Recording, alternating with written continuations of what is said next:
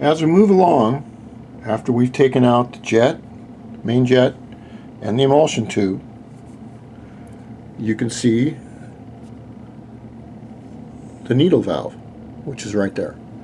The needle valve goes up and down with the slide. The slide will go from here to all the way open. The needle valve or needle jet is tapered so that when the jet is all the way down like this, okay, and if I put this jet, this main jet, over the top of it, all right, that little tiny pin, okay, is sealed jet. There's no fuel can get through it. As you lift or your throttle on your carburetor, your slide and your jet come up into this cavity together, and they open the jet. I hope you can understand the theory behind that. Now the jet, or excuse me, the needle valve or needle jet, it's not really a jet. I call it a needle valve or whatever. Those can be just like your main jet or your pilot jet. You can get different ones. There is a number stamped on this. It's way up in here, but we're going to get to that. If you want to fine-tune your engine. The trick is, what we're trying to do here is to get 15:1 parts of air to 1 part fuel through idle all the way to wide open throttle. Now this can vary immensely by your weight, which there's a lot of riders in the Philippines and Japan that weigh a hell of a lot less than I do. I could have the same bike, I'd be standing still, and these guys would be going by me at 120 miles an hour because of my fat American ass. Also, the fuel, okay?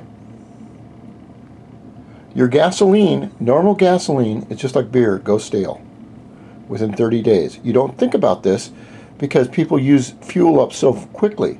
But fuel is designed to only last 30 days before it goes stale. It's also designed for, say like where I live, there's fuel designed for the winter right now. As I go into spring, that'll be a different little blend. As I go into summer, it'll be a different blend. I don't know this. I mean, I can't tell this, but that's the way the gasoline companies do it. Certain fuels cost more money, like in California, where they regulate everything. You can't breathe down there without getting a permit. Their fuel has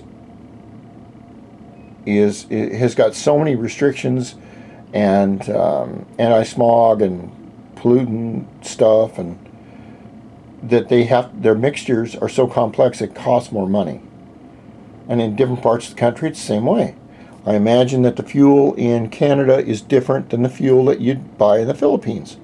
Or the fuel in Saudi Arabia is a different fuel than you would have used in Antarctica, because it's freezing in Antarctica.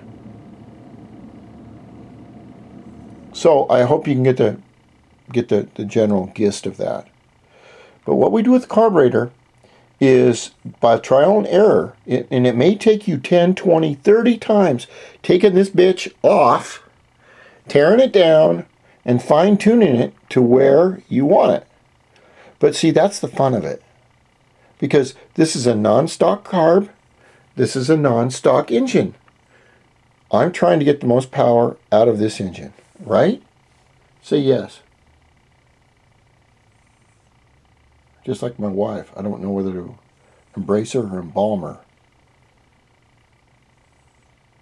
You know, Kat, my local mortician has more charisma than you. Thanks. Alright, I'm going to post these videos and I have to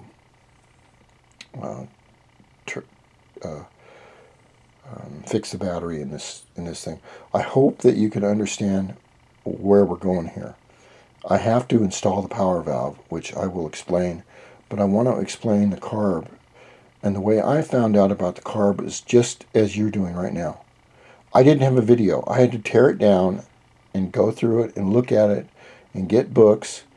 And I found out, you know, it's not that scary. It's easy.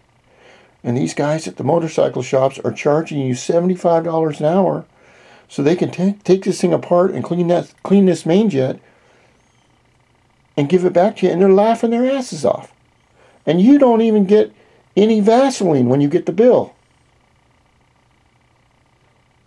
Rock on. This is DIOSpeedDEMON. And we're building the ultimate in DIO technology. Along with my sidekick. Say hello, Cat. Yeah, fuck it.